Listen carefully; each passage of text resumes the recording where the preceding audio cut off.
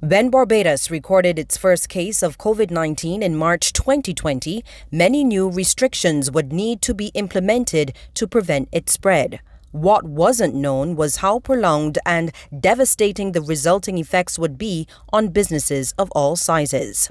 For small and medium-sized enterprises, it has had debilitating repercussions. But on this one-on-one, we take a look at what government is doing and plans to do to help entrepreneurs get back on their feet. Good evening. I am Lisa Lord. Our special guest is the Minister of Energy, Small Business and Entrepreneurship, the Honorable Kerrie Symmonds. Minister, thank you so much for joining us. Thank you for having me, Lisa. Now, you do have a major portfolio, but for the purposes of this interview, we will focus on small business and entrepreneurship. Okay. It's been a full 12 months of COVID. Point blank, how have micro and small businesses been doing? We know it's been tough. Yes, it's been very tough, and I think micro and small businesses have taken a hit. There's no question about that. And the challenge really for us now is above and beyond everything else, relief and survival. And then as we come out of that survival stage, we now have to put a number of serious policy initiatives in place to ensure the growth of the sector. But the key thing right now is the survival aspect of it. During the past year, you would have had 2 lockdown periods. Mm-hmm. Speaking of relief, government would have intervened and provided some level of assistance to those small businesses. Have all the funds been disbursed? Well, here's the thing. There are still funds being disbursed as we speak. We have gotten the entire vote from Parliament on the eve of the estimates, and the estimates would have concluded week before last. Mm-hmm. We would have gone back to Parliament for another $6.5 million, which was calculated in order to carry us through all of the requirements as we understood it up to that time. I would have to say to you that the availability of the money is a little bit slower than I ideally would have liked. We have been disbursing about $3.5 million of that 6.5 during the course of the last week. So the disbursement process has started with regard to that second tranche, but obviously that still leaves me short of about $3 million, which we have to deal with as we go into the next coming weeks. This is a difficult question. We can't see into the future, but many business people have already said they couldn't handle the second one. Can they possibly handle a third? You mean a shutdown? Yep. Yeah, and I think it is a very critical concern for the business sector. And that is one of the reasons why, quite frankly, the restrictions, the directives, which have brought restrictions to bear, the Prime Minister likes to say periods of pause, have been so sharp and so severe. It isn't to say that we would not have liked to have a lot of people out on the beaches enjoying themselves over the bank holiday. I don't want to speak about the couple bank holidays which are to come because we haven't gotten there yet and we're managing to get the numbers under control. But the reality is that after what happened at Christmas and during that festive season, it is just simply too dangerous to take the risk of a repetition because the economy, I think, has been estimated to lose over $3 million a week when we have that kind of $300 million a week when we have that type of difficulty. Now, while some businesses have reopened, others have not. Some business people have said, we cannot do this. The uncertainty is too much. Yeah. You take a walk through Bridgetown and other popular places, and you see the stores are closed. How concerned are you as small business minister about that? I am. It is a very concerning thing, and I think one of the challenges that we have to face is how do we, as I said, we're really in a survival mode. So we're trying to get those businesses that can to a place where they can be comfortable and survive into the future. Obviously, there are some businesses which have taken such a sharp hit that it is impossible to keep them above water. Under my ministry's jurisdiction is the Office of the Supervisor of Insolvency, and we are doing a lot of business advisory counseling. We are working with people on an everyday basis, and believe you me, Lisa, it is a very challenging thing because obviously the office was created but not necessarily staffed with an anticipation of this level of demand. But when you have people who write in to you and say that they need an urgent meeting because they're on the verge of suicide. We have had to deal with one or two of those types of situations. You know, you have to prioritize those people. And wherever it is possible, you have to walk them through all of the menu of options. And again, part of the challenge that we have is that a lot of people are running a business but don't fully understand the whole range of options that may or may not be available to them if they want to get out of this type of situation. So what the Office of the Supervisor of Insolvency has to do is to work with people on a one-on-one basis in order to try to guide them or navigate them through the challenges that are confronting them at the moment. You asked me about the wider bridge down. I take the point. I would have to say there are a number of people who have taken a deliberate decision to move away from the bricks and mortar type of business. They're saying, look, given where we are right now, it's not making financial sense for me to pay rent. I would prefer to do this in a different way. So they reassess their entire business model.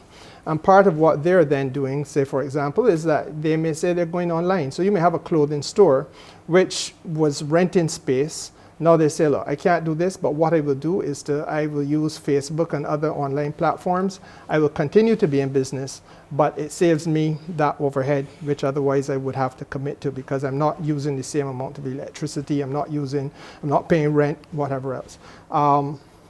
It obviously has an impact in two ways because the people who are doing the renting are obviously in business too.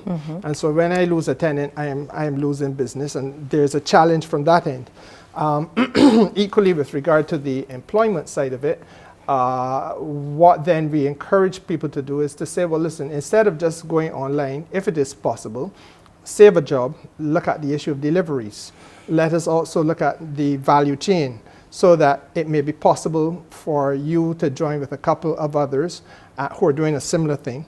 And your issue then is that you have a couple of people to work with for delivery purposes, for sourcing of your materials, whatever else. Step by step along the way, there are a number of companies who assist in the output of any one company or in any one business. And wherever it is possible, we're trying to bring those people together in a chain so as to assess what strengths exist, what weaknesses they are, and how they can pull their efforts together in order to keep each other alive. You mentioned both survival and options. Now, one of the greatest challenges for many small businesses over the years has been access to capital. We know going to the bank is not an option for many of them. However, under your ministry, you have both fund access and you have the Barbados Trust Fund Limited. Let's look at the latter first. How has the fund been performing over the last 2 years? It's been performing surprisingly well. And I say surprisingly because of the fact that one would have anticipated that during this period of difficulty, which was obviously not anticipated when the trust fund was created, that you would have a lot of people who would just simply say, well, I got easy money and I ain't bothering about the repay. Not true. Quite the opposite, in fact. There are a lot of people, and as recently as yesterday, I had this discussion with the chairman and general manager. They were telling me about a number of cases that they're dealing with, where the issue really is how best can we repay. And it is a similar thing to what I discussed earlier with regard to the Office of Insolvency. People want to be able to pay back the government. They want to be able to pay their way and pay their loan. Their biggest challenge is I see in front of me X amount of dollars as being the obligation I have. Right now, as I look at where I'm at today, I'm not seeing how I'm going to meet that obligation on a week-by-week or month-by-month basis without going into more serious difficulty. So help me to help you. I want to be able to pay you. That's basically the message that we get when they come to us. And so we've done a number of things. Last year, we looked at creating moratoria on the loans, on the repayments, so that for 3 months, say, don't bother to pay back. We understand the circumstances. For some people, that was sufficient to get them going again. Other people needed a longer period of time. That was then extended by another 3 months. So you say for 6 months, you don't have to worry about that. Catch yourself, and you come back again. Again, there are some people where that prescription work satisfactorily. There are others who have, as we just indicated, because we've gone back into another shutdown, and there may be other variables that come to bear. Other people have different challenges. One size cap never fits all. And so therefore you have to try to see what other flexibilities you can build into it. One of the things that we have been looking at, quite frankly, is to waive interest. And so they repay the principal and let us just forget about the interest. Now, that is a matter which is before the board even as I speak, because it is a policy recommendation that we've talked through, and now we just need to have final sign off on that. The other thing that we're looking at, of course, is that above and beyond dealing with the interest, you deal with the tenor, the length of the loan. And if you can extend that, it gives people a greater degree of flexibility, especially as you can then renegotiate the time over which you have to pay back. And that gives you a longer period of time, more financial wiggle room, so to speak, and that helps you considerably. So there's no one prescription. I tend to prefer to look at this as trying to make sure that we leave nobody out. As I said, the key thing to remember in this business is that no one size prescription is going to satisfy every business enterprise, because some, quite frankly, have done better in COVID than they did out of COVID. And there are others which obviously are suffering and struggling to stay afloat. And where we have to do our interventions, we're then looking at them business by business and having the business officers work with these companies as they go forward. So you don't have an issue with delinquency? No, not really. I would have to say to you that when it began, I know what the public concern was. Oh gosh, you're asking people to take an interest-free loan, collateral-free loan, and they may not pay back and so on. And I think that the percentages show that there has been a far better than anticipated performance. I wish I had the exact figures on the top of my mind, but I shared them with the country during the by-election in October, and I believe from the Prime Minister back down was quite surprised at how well this has been going. And I think it also tells another story. A lot of Barbadians want to be able to have the independence of being in business. A lot of them see this as an opportunity to do something for themselves and their family that otherwise they would not have had. So they take it seriously. That is not to say that you don't have one or two who have been delinquent. That is true. But our delinquency levels and non-performing loans have not really been of a substantial degree of concern at all. I think what is also important in all of this is that we have learned a few valuable lessons ourselves. And let me say this to you. I think that when the trust loans was created, one mistake we made was that we did not fully appreciate the importance of business advisory support. Now, I have said in the estimates, and I'll say here, business advisory support now strikes me as being critical on the way forward, because right now we are lending people money, and we do say as part of the loan arrangement that we want you now to benefit from a little bit of education, and in order to help you manage this business so that you learn some basics about management.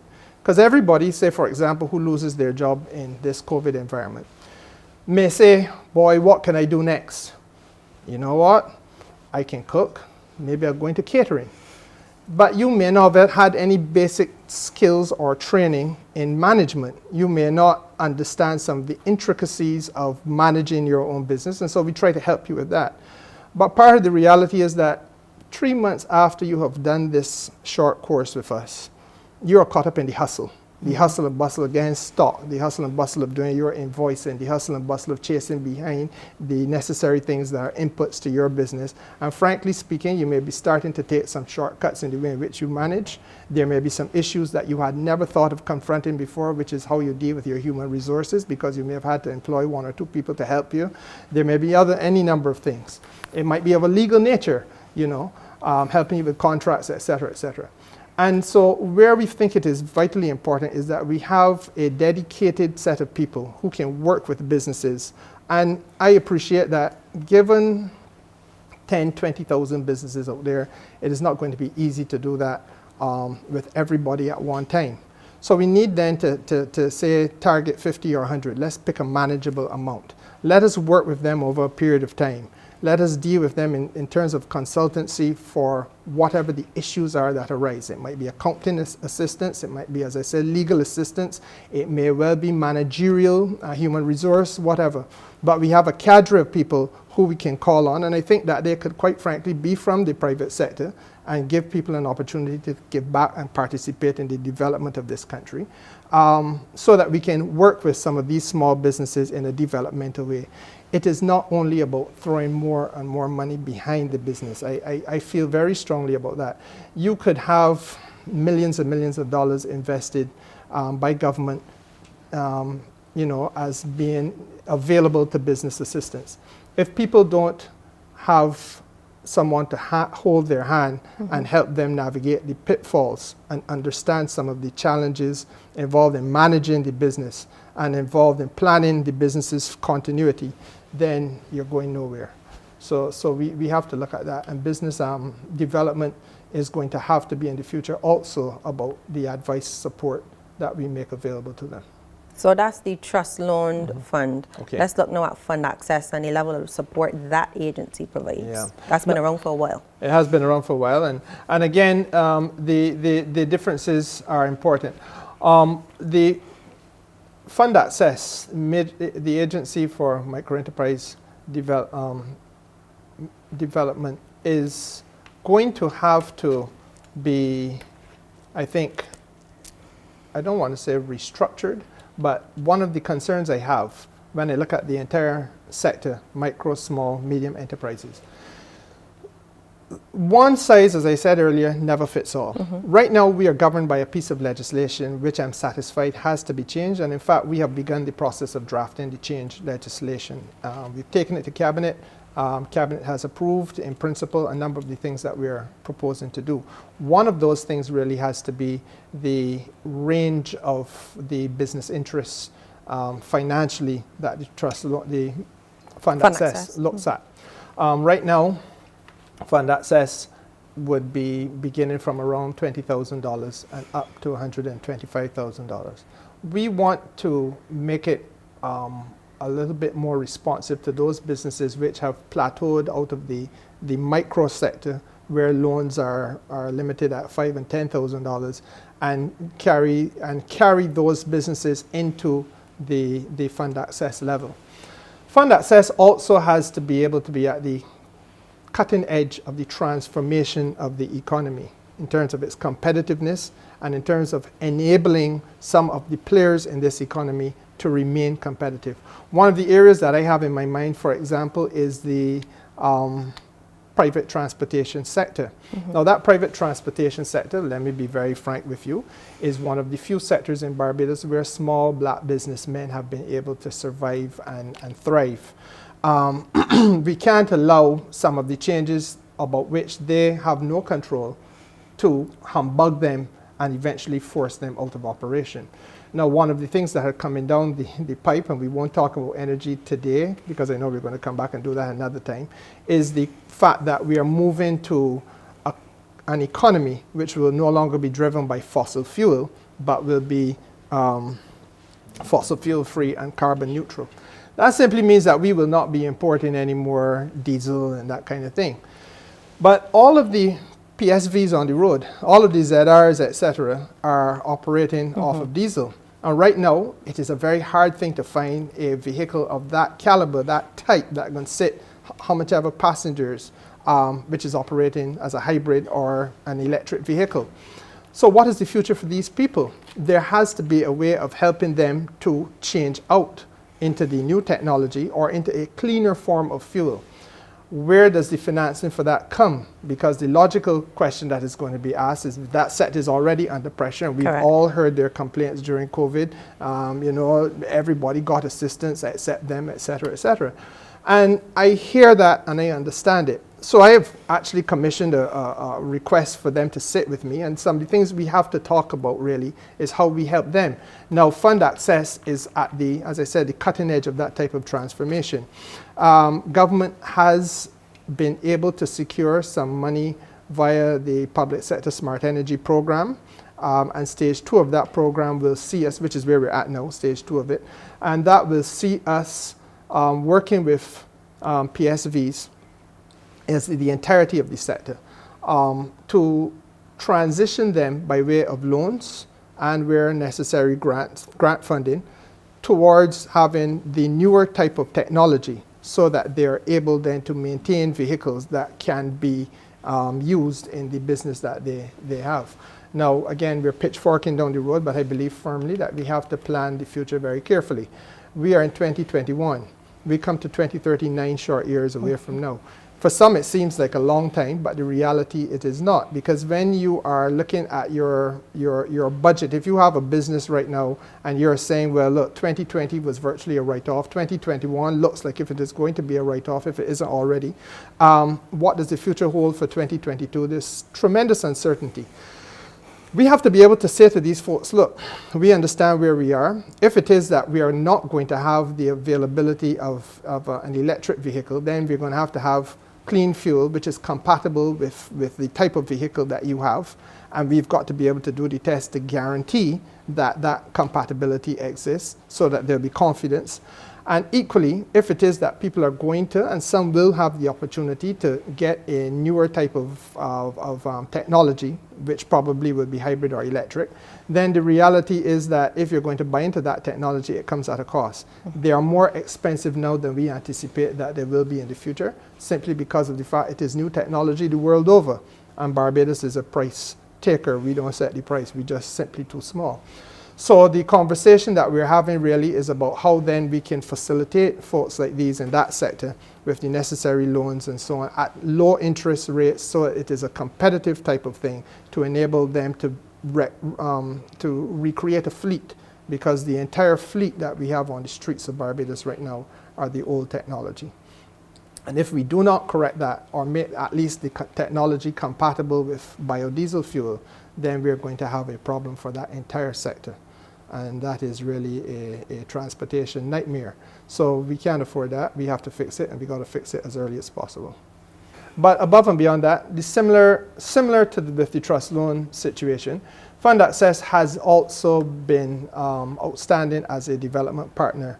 And part of what we are looking at is, again, the basic question every time: do you have moratorium on the interest? Are you going to waive the interest? Are you extending the tenor of the loan?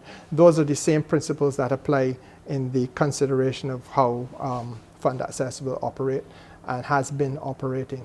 I think both boards understand that the criteria that we're looking at right now is to try to help those people who are sincerely working towards keeping their business afloat, and to be a partner with them in these most difficult times. And I don't sense that there's any challenge or pushback from either of the boards. In fact, quite frankly, I would find it difficult to tolerate any pushback on that. So we're on good ground there.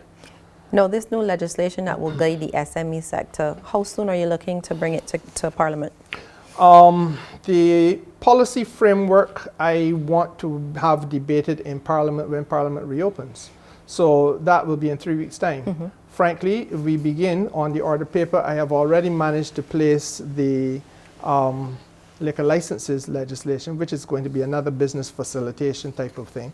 And that really is simply about trying to transform the experience of getting a liquor license in Barbados. As you know, a large amount of our businesses, whether they be, let's start at the highest level, the hotels, and then you come down to restaurants, and then you have a range of business people who are operating cook shops, operating canteens, whatever, and a whole range of people who are in private enterprise who do a little something on the side, and it might be something as easy as a Kadooment type arrangement, or it might be something that they do every single weekend, for example, in Oistins. All of these people who are selling alcohol need to have liquor licenses.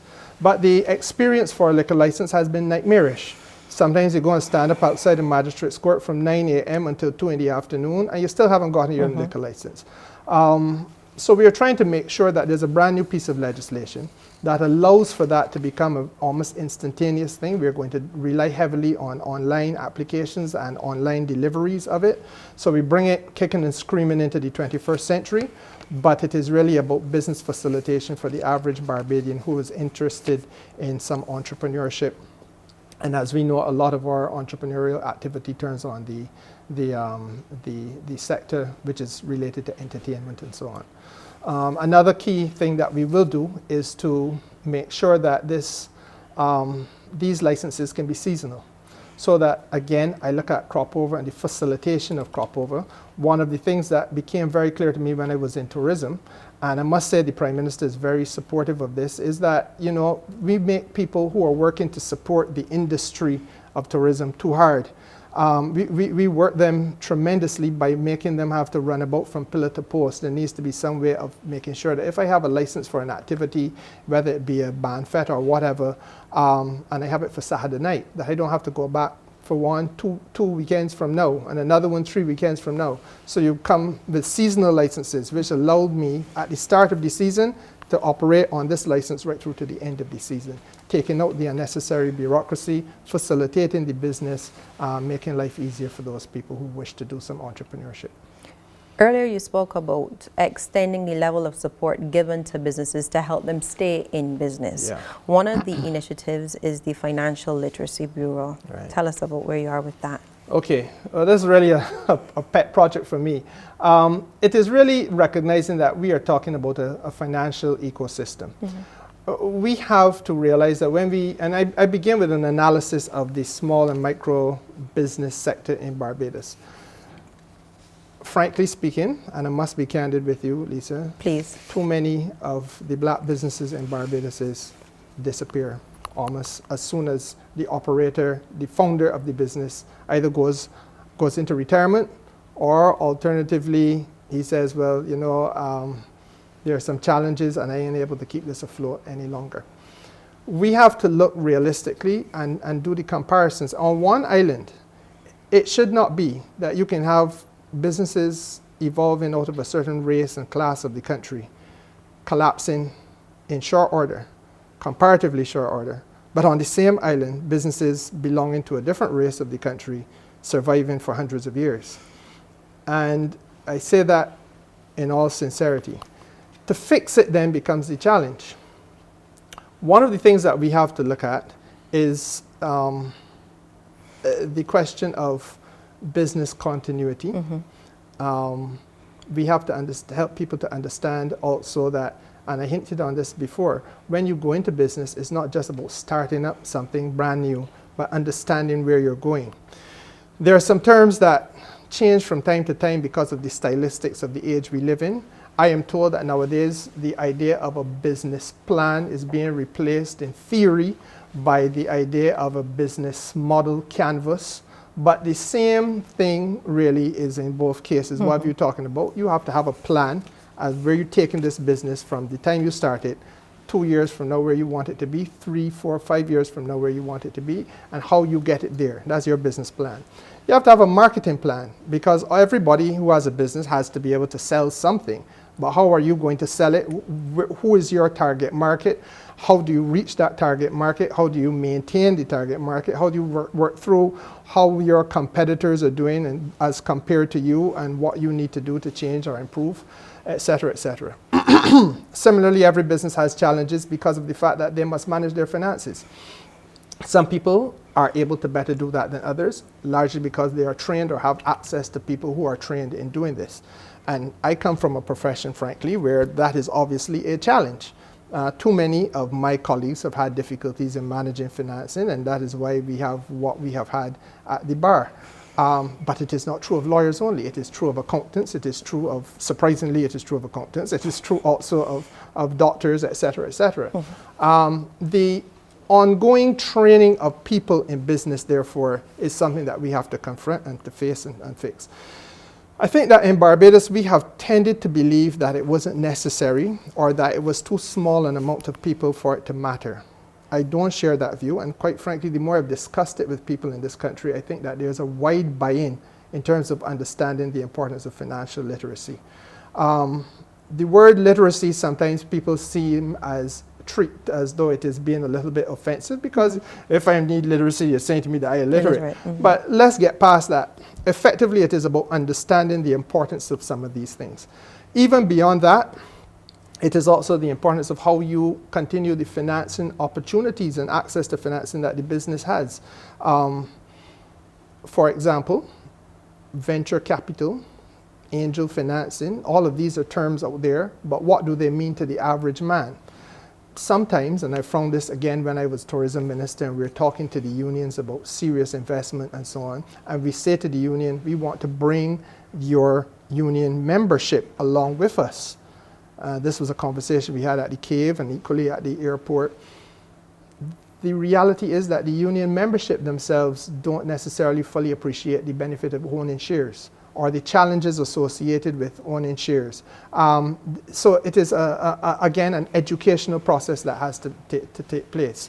The bottom line is that there's too much taken for granted in terms of macro topics which have not been broken down into simple language and simple speak for the average, ordinary Barbadian man and woman to understand. And it is equally true, I must tell you, that it is important for us to have this as top of mind awareness now in the classrooms of the country. I've had the benefit of a lovely meeting with the officials of the Ministry of Education. The minister herself is very supportive of the idea. Where we're at is planning to see how we can fit this into a curriculum. And obviously that is something that we would hope to have in stream by September of next year.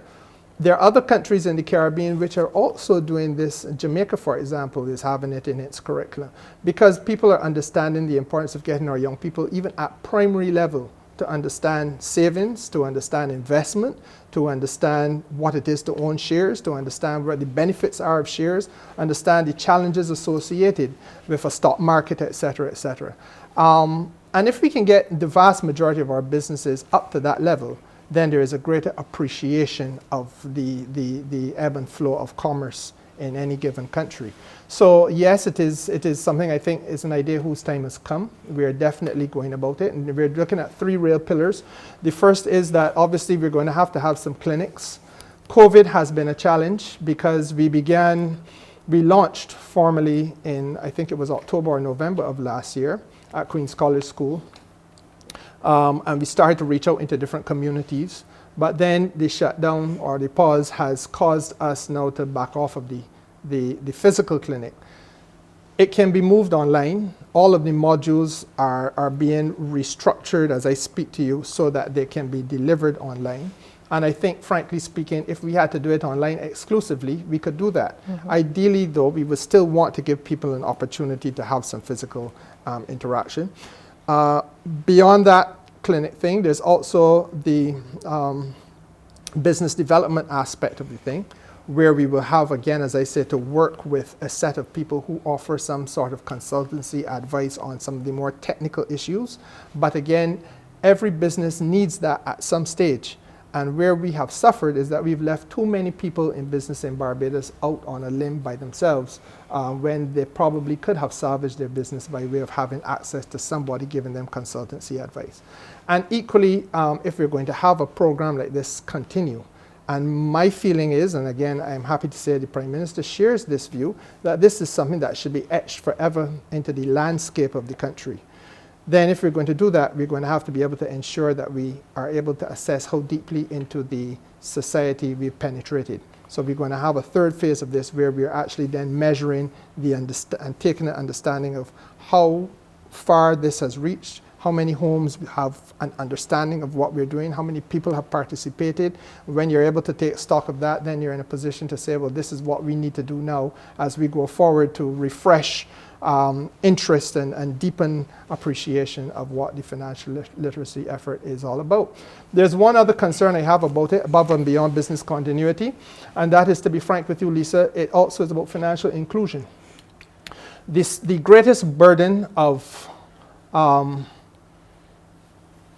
poverty falls most heavily on the shoulders of the poorest people in society. That is to state an obvious thing because we talk about poverty. But economic challenges usually fall most heavily on the shoulders of the poor.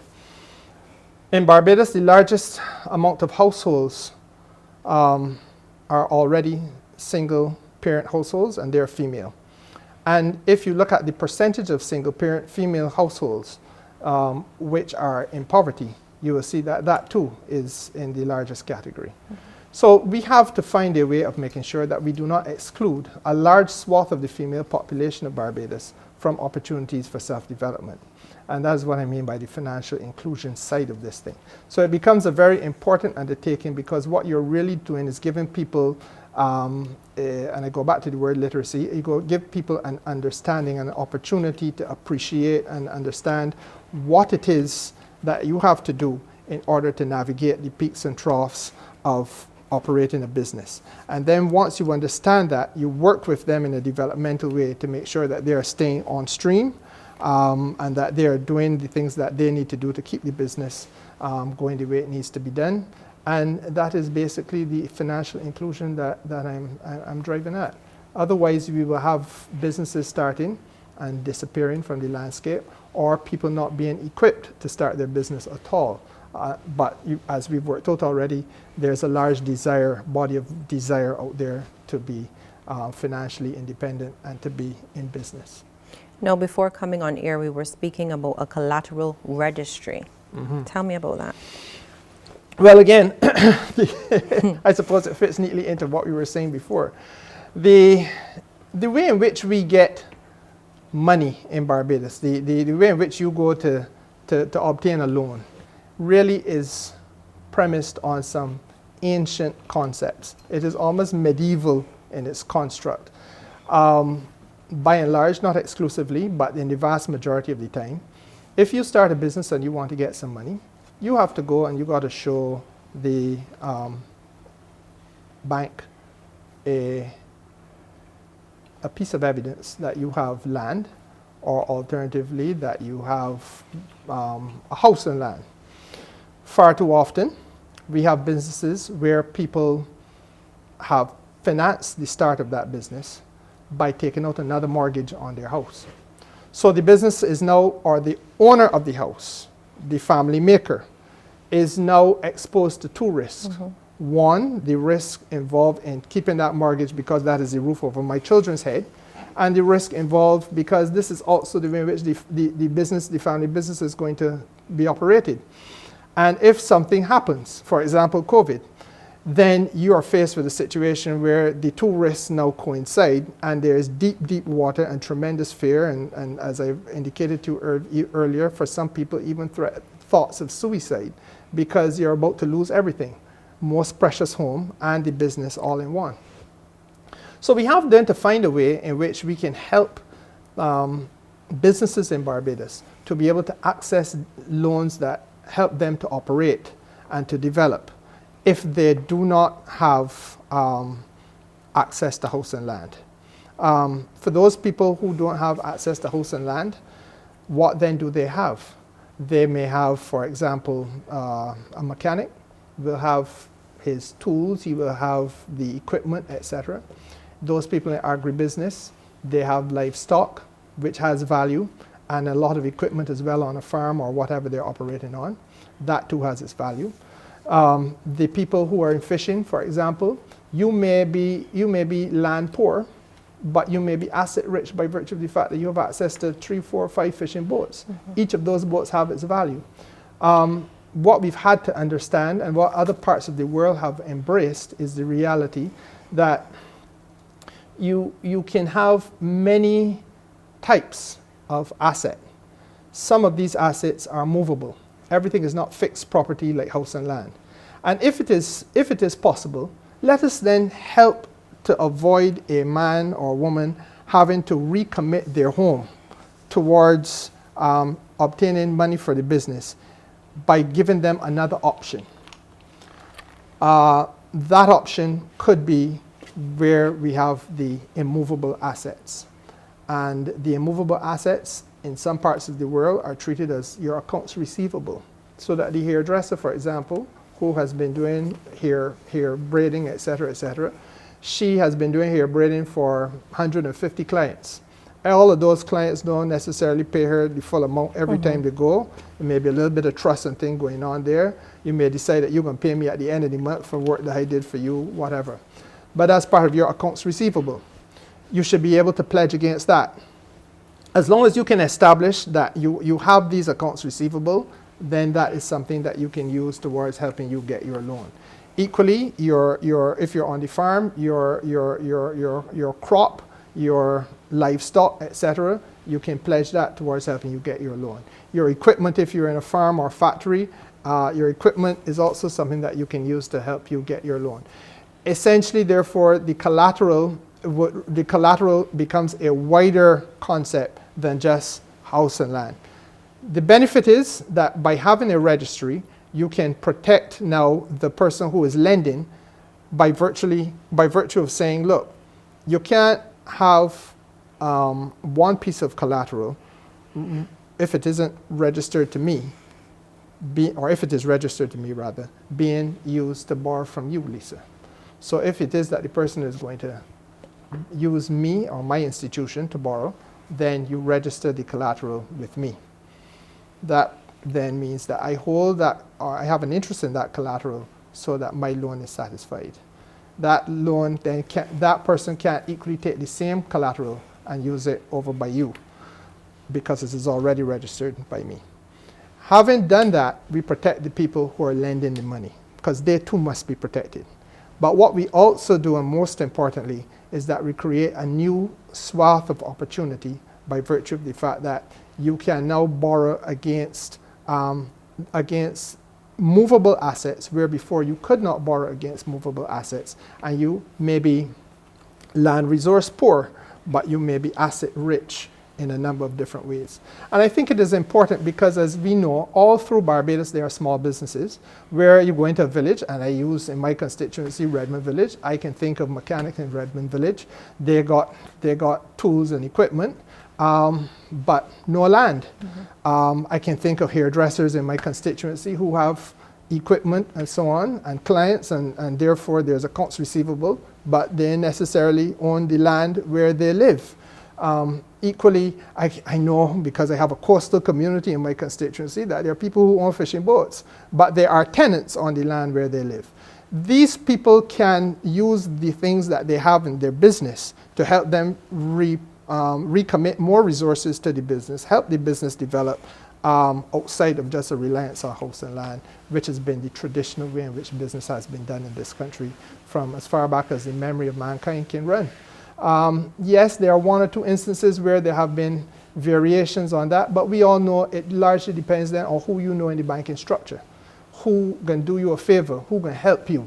And this has to be something where there is certainty now brought to bear, that irrespective of who you know or where you come from in the Barbadian society, if it is that you have some assets and those assets can be registered somewhere so that you protect the interests of the people who are lending you the money, register them, and there's a formal structure for doing that put in place, and then afterwards you access the money.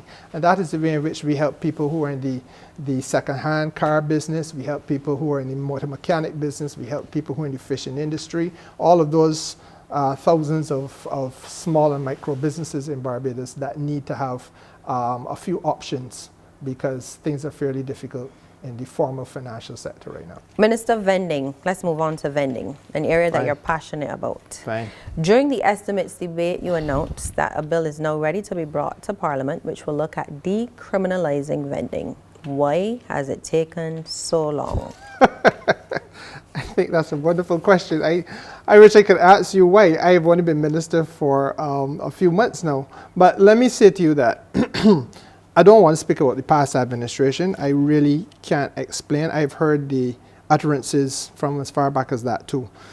I know that when we came to office, we decided that we were going to prioritize this issue, and my colleague, Minister Sutherland, would have been Minister responsible for commerce and small business at the time, and he would have done a lot of the heavy lifting at the start. It was left for me to take it over the line, and that is where we're at right now. It is a priority for this government for a number of reasons. First of all, let me start with the decriminalizing thing. And you have to understand the plight of poor people. When once you are saying, I'm going to try to do my living an honest way, I'm going to go into town, I'm going to set up whatever it is, and I'm going to offer this on sale.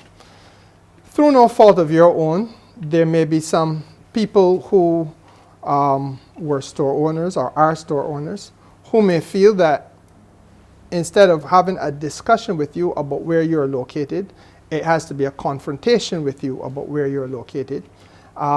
It may be that there is an issue in the immediate area and the police say you can't be there, so you have to move. Whatever the intervening factor is, far too often vendors in Barbados have been stuck in a situation where their produce, even if that produce is perishable, for example, fruits and so on, vegetables, things that will spoil and be lost, those things are taken up, and in some instances, the vendor never sees them again.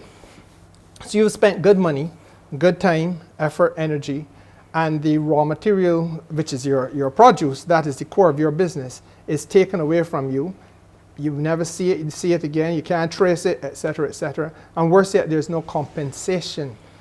Now, you can't treat people so forever. And that, unfortunately, has been the pattern of Barbados' evolution. If you go back as far as the British rule of this country and days of slavery, there were vendors, and those were the ways in which vendors were forced to operate and the conditions they're forced to endure. There's another aspect to this as well. The conditions of work. I truly feel that we have to have dignified labor at all levels of the country.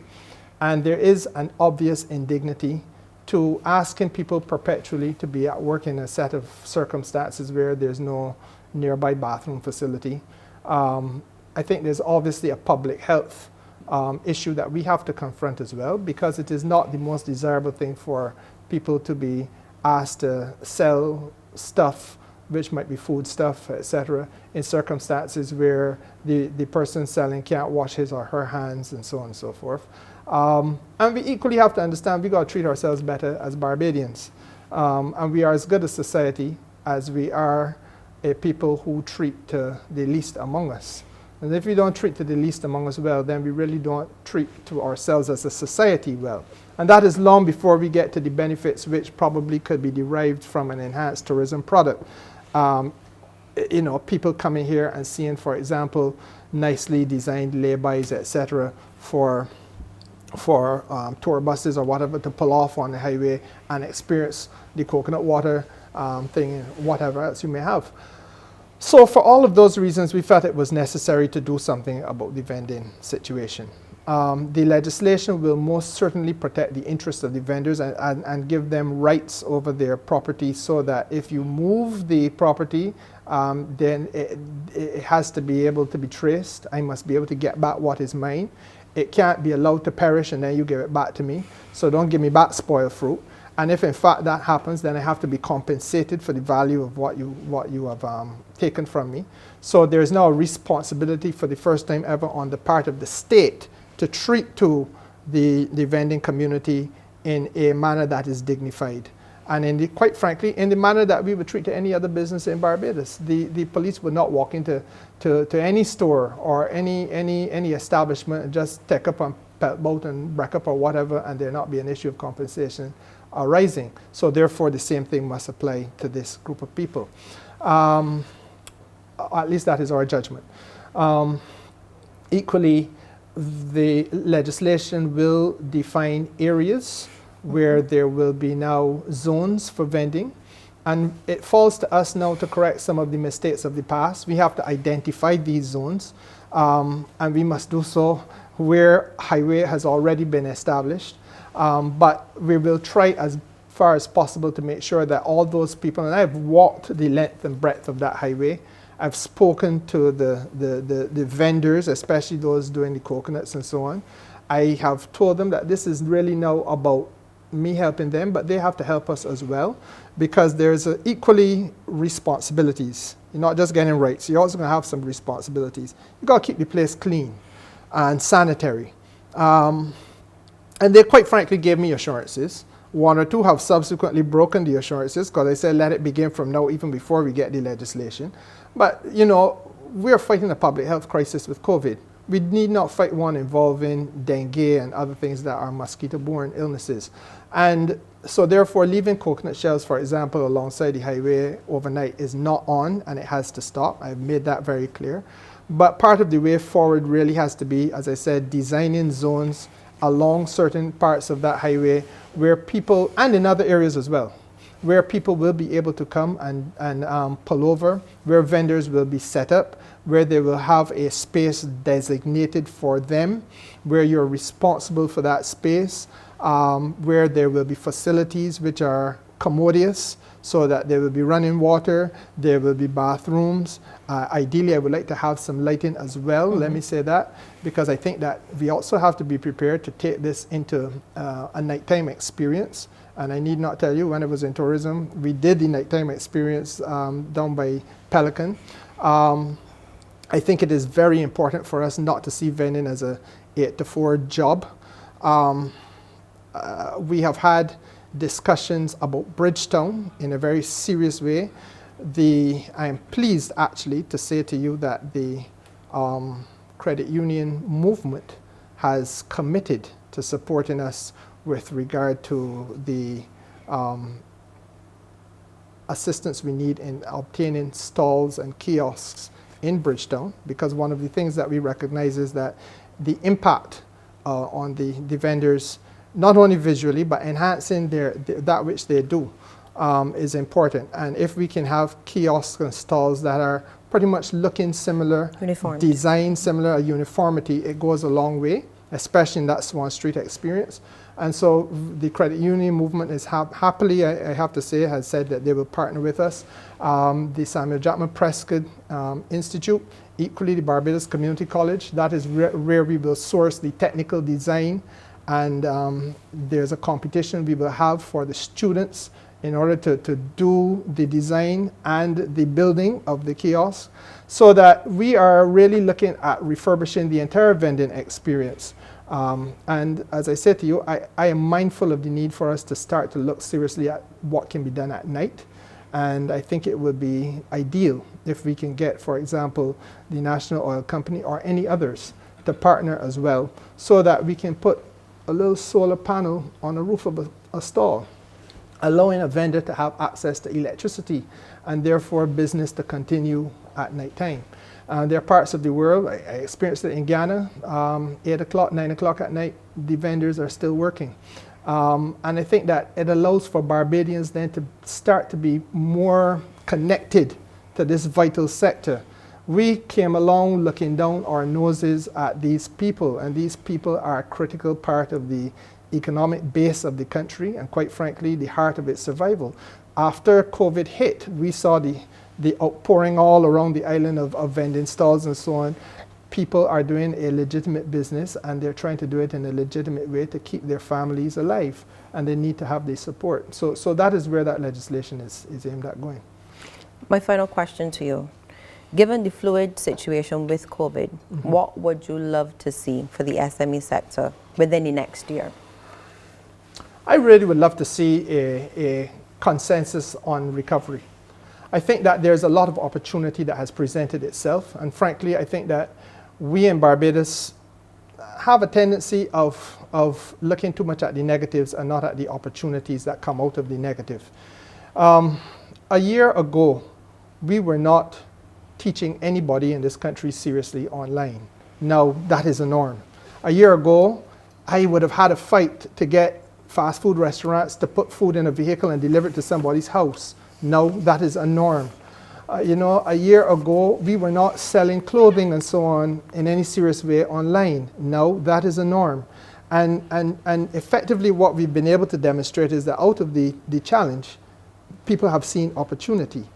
It is the worst possible thing in the world for people now to say, if we get over this hump, to go back to how we were. We need now to be using the technology in order to go forward. And we need to be using the experience of the challenge in order to put us in a position where, we are doing new things and trying new things. And I think that is where we have to build the consensus. Yes, it is difficult. I understand that. Yes, we are strapped for cash. I appreciate that. As long as I am minister in this sector, I will fight the hardest I can in order to find money for the sector. But it is more than money. The financial literacy thing transcends money. It is about educating. The collateral registry thing transcends money. It is about facilitating business. There are several ways in which we can do new things in order to try to deliver to the sector and for the sector. I don't think that people focus enough on the opportunity sometimes. I think we focus a little bit too much on the challenges, and it allows it to weigh us down. But we can get over that. Minister, thank you so much. Thank you. It's been a pleasure. Been my pleasure too, Lisa. That was the Minister of Energy, Small Business and Entrepreneurship, the Honorable Kerrie Symmonds, speaking about entrepreneurship and small business. And I am Lisa Lord for One on One.